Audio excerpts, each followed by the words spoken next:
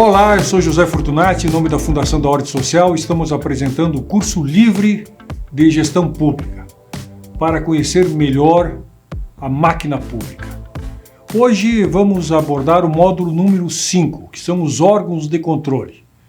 Ou seja, nós já analisamos o Poder Executivo, Legislativo e Judiciário, que são poderes independentes que se autofiscalizam. Mas temos órgãos de controle externo, controles extremamente importantes para a democracia. Vamos começar pelo primeiro deles, que é o Ministério Público. O Ministério Público ele tem como base a defesa da cidadania, também a defesa dos interesses fundamentais da sociedade. O funcionamento do Ministério Público é independente dos três poderes. Tem autonomia administrativa e independência funcional, segundo o artigo 127 da Constituição Federal. Ele é responsável pela defesa da ordem jurídica, do regime democrático, dos interesses sociais e individuais, também chamado de fiscal ouvidor ou advogado do povo. O Ministério Público existe para, acima de tudo, fortalecer os direitos dos cidadãos, evitar que os seus direitos sejam violados, fazer com que a ordem jurídica possa existir, sempre na proteção do cidadão. Vamos compreender um pouco a história do Ministério Público, para entendermos de que forma ele chegou nos dias atuais com a atual movimentação, com as atuais funções. Lá em 1521, quando tínhamos as ordenações manuelinas, nós já tivemos os primeiros promotores de justiça. Então é algo bastante antigo na história brasileira, a existência dos promotores de justiça. Em 1603, tivemos as ordenações filipinas. Mais uma vez, aparecem os promotores de justiça. Passado o tempo, em 1832, já no Império, tivemos o primeiro Código de Processo Penal. Nesse Código de Processo Penal, mais uma vez, aparece de forma muito clara o promotor de justiça. Em 1890, com a consolidação da República, através do Decreto 848, é criada a primeira estrutura funcional do Ministério Público. Consequentemente, a partir daí, o Ministério Público começa a assumir um novo patamar institucional. Todos os códigos civis, tanto de 1917, 1939, 1973, continuaram prevendo a existência do Ministério Público e a sua estruturação para naturalmente dar cabo das suas funções. Já o Código Penal de 1940 também introduziu a existência do Ministério Público. E o Código de Processo Penal, em decorrência de 1941, acabou atribuindo novas funções ao Ministério Público. O grande salto de qualidade do Ministério Público, esta formatação atual, com as novas funções de uma forma tão ampla, elas são conquistadas na Constituição de 1988. Um amplo debate aconteceu durante o processo constituinte para modelar o Ministério Público. E lá nos artigos 127 a 130 da Constituição Federal, nós temos uma definição muito clara, muito precisa, das garantias e impedimentos do Ministério Público. Ou seja, quem quer conhecer um pouco mais do Ministério Público pode se valer da própria Constituição. O Ministério Público, enquanto instituição, ele abrange o MP da União, o Ministério Público Federal, o Ministério Público do Trabalho, o Ministério Público Militar e o Ministério Público do Distrito Federal. Então esta é a conformação em âmbito federal. Temos também o Ministério Público dos Estados, que atuam na órbita estadual, atendendo não somente às questões estaduais, mas especialmente às questões municipais. O chefe do Ministério Público Federal é o Procurador-Geral da República, nomeado pelo Presidente da República e aprovado pelo Senado Federal. O mandato do Procurador-Geral da República é de 2 anos. Já no âmbito estadual, o chefe do Ministério Público Estadual é o Procurador-Geral de Justiça. Como é que é escolhido o Procurador-Geral da Justiça? Os promotores e procuradores elegem uma lista tríplice, encaminham esta lista tríplice para o governador do estado ou governadora, que por sua vez, ao escolher um deles, encaminha para a aprovação da Assembleia Legislativa. E a Assembleia Legislativa ratifica, reafirma este nome no Estado. Uma questão importante, já que o Ministério Público surgiu como uma instituição com independência, fazendo com que seus membros, obviamente, possam agir de uma forma autônoma e independente, a pergunta que fica é: quais são as garantias, as funções que os membros do Ministério Público têm? Primeiro, vitaliciedade. O que significa isso? Eles não podem simplesmente deixarem de cumprir com as suas funções por tempo de serviço, porque alguém não gostou, porque um governador, um presidente, um prefeito não tenha gostado do seu trabalho. Segundo, inamovibilidade, ou seja, não é porque ele entra em confronto com um governador ou com um prefeito que ele pode ser movido de instância, pode ser movido de cidade, pode ser deslocado para uma outra esfera. Ele tem o direito de permanecer onde ele está atuando. Terceiro, a chamada irredutibilidade de subsídios, exatamente para evitar qualquer tipo de perseguição econômica como forma de retaliação pelo seu trabalho. Mas além das vantagens que naturalmente o MP tem, existem vedações que são pertinentes aos membros do Ministério Público. Como exemplo, receber honorários por custas judiciais. Eles são advogados, naturalmente, concursados, são promotores e procuradores, mas não podem receber custas judiciais. Segundo, também não podem participar de sociedade comercial. Terceiro, não podem exercer advocacia fora do que fazem junto ao MP. E, obviamente, também não podem ter uma outra função pública, com exceção do magistério, uma exceção que é aberta também ao Poder Judiciário. Não podem ter atividade partidária, e aqui um detalhe interessante. Até alguns anos atrás, mais especificamente até 2004, o promotor, o procurador de justiça podiam se candidatar, podiam estar filiados a um partido político, podiam se candidatar, concorrer a qualquer cargo eletivo e, consequentemente, depois, se não eleitos, poderiam voltar ao MP ou mesmo cumprindo com o seu mandato, voltar ao MP. A partir desta definição de 2004, nenhum membro do Ministério Público pode, nas suas funções, também estar filiado a um partido político e concorrer a um cargo eletivo. Se ele desejar concorrer ao cargo eletivo, obrigatoriamente ele tem que renunciar das suas funções, ou seja, tem que abrir mão da sua presença no Ministério Público, romper com o vínculo empregatício e aí poder cumprir com o processo eleitoral normal como qualquer outro cidadão. As funções do Ministério Público permitem e mandam que, acima de tudo, se tenha uma garantia de respeito à lei. Essa garantia de respeito à lei é fundamental para que os particulares, os privados e o governo possam se comportar de uma forma adequada. Se um deles não se comportar de forma adequada ou tiver algum ato ilegal, com ilicitude, o Ministério Público tem que obrigatoriamente atuar para tentar sanar o problema. Também o Ministério Público atua em defesa dos interesses sociais, ou seja, interesses amplos, alguns deles muito difusos. Como exemplo, a questão do meio ambiente, a questão ambiental. O Ministério Público deve, quando perceber que o meio ambiente está sendo explorado de forma indevida e que existe algum crime ambiental, o Ministério Público deve, de uma forma muito concreta, entrar em ação para tentar impedir que o mal aconteça. Preservação do patrimônio histórico é uma outra atividade que o Ministério Público também acaba intercedendo.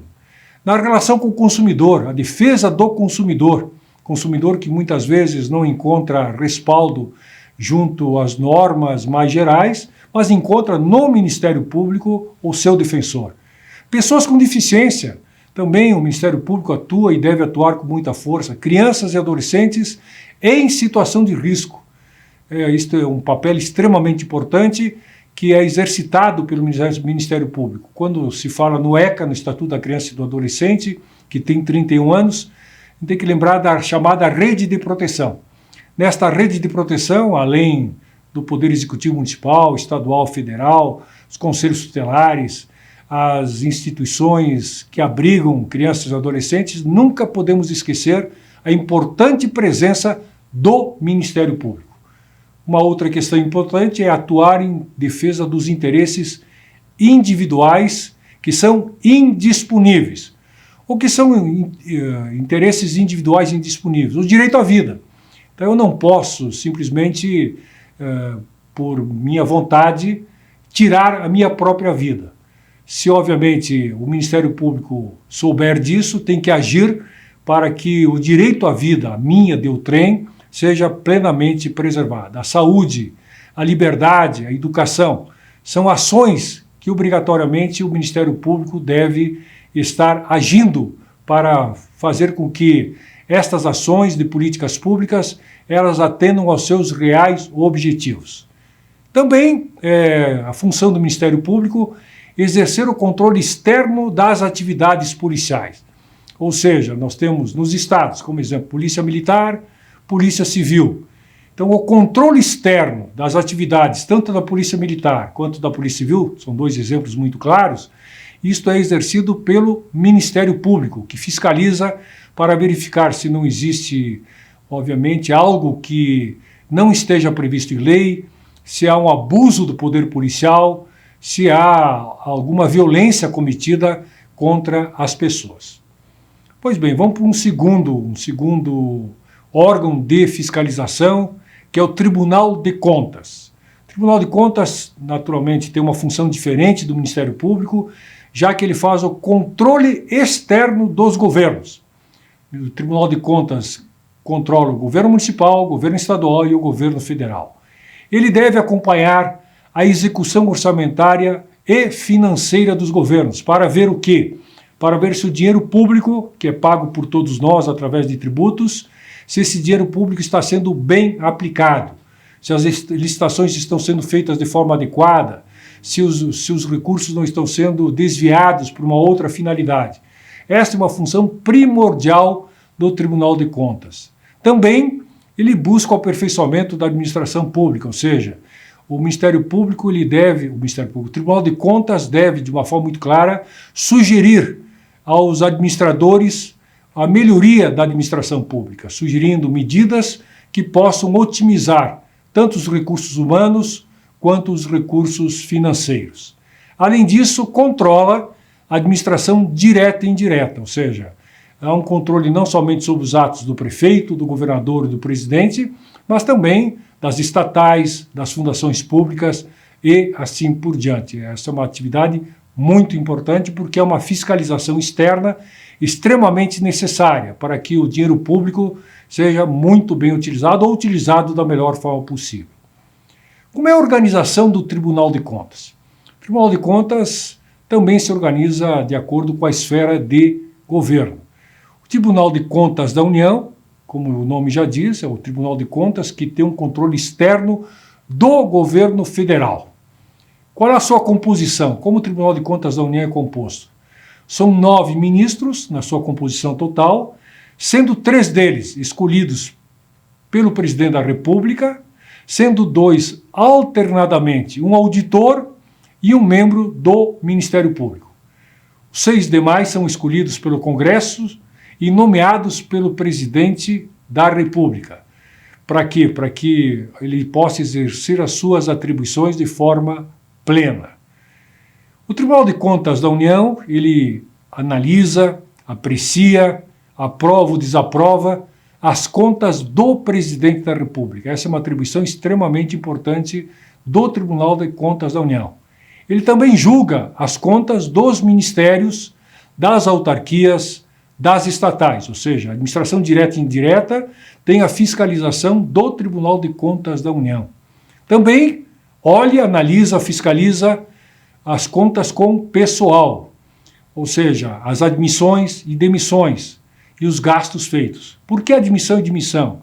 Porque o Tribunal de Contas deve verificar se as admissões estão sendo feitas de acordo com a legislação.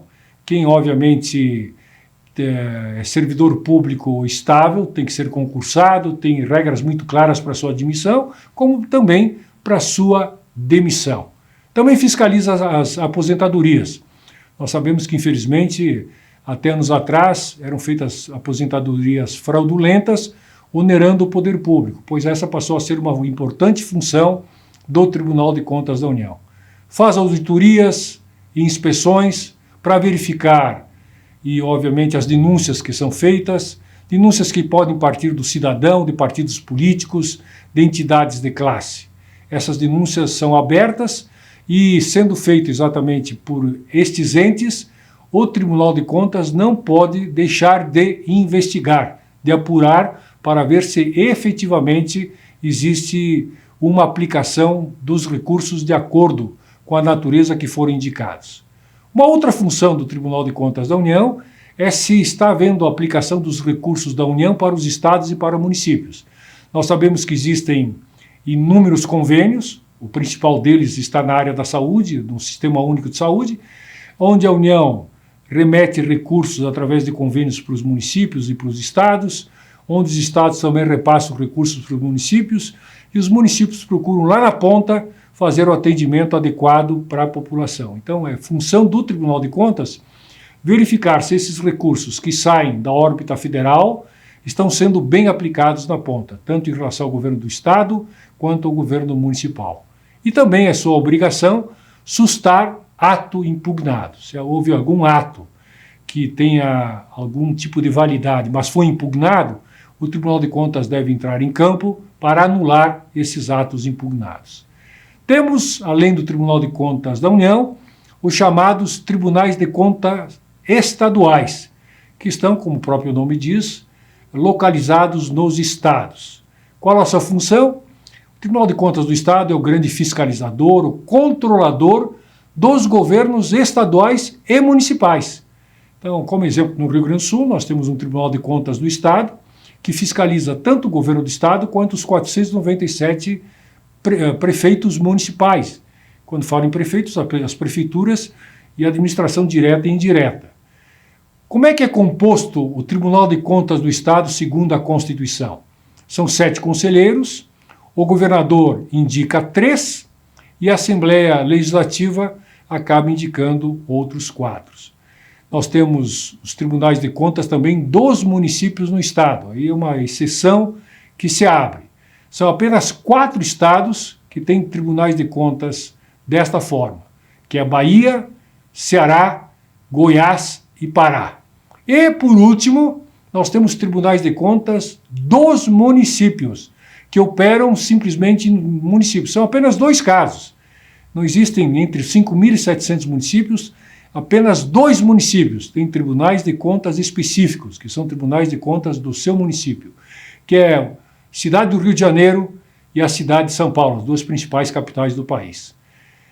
É importante lembrar, nesta questão, de que a Constituição Federal de 1988 acabou proibindo a criação de tribunais de contas por municípios, ou seja, é impossível hoje criar-se um tribunal de conta por município. Na verdade, hoje os tribunais de contas, eles existem, podem ser criados, todos existem já tribunais de contas do Estado, tribunais de contas da União. O dos Estados fazem também a fiscalização, o monitoramento do que acontece nos municípios.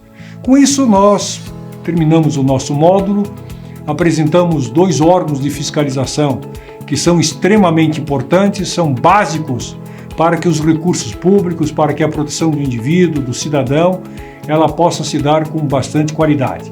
O Ministério Público e o Tribunal de Contas. Aguardo vocês no próximo módulo.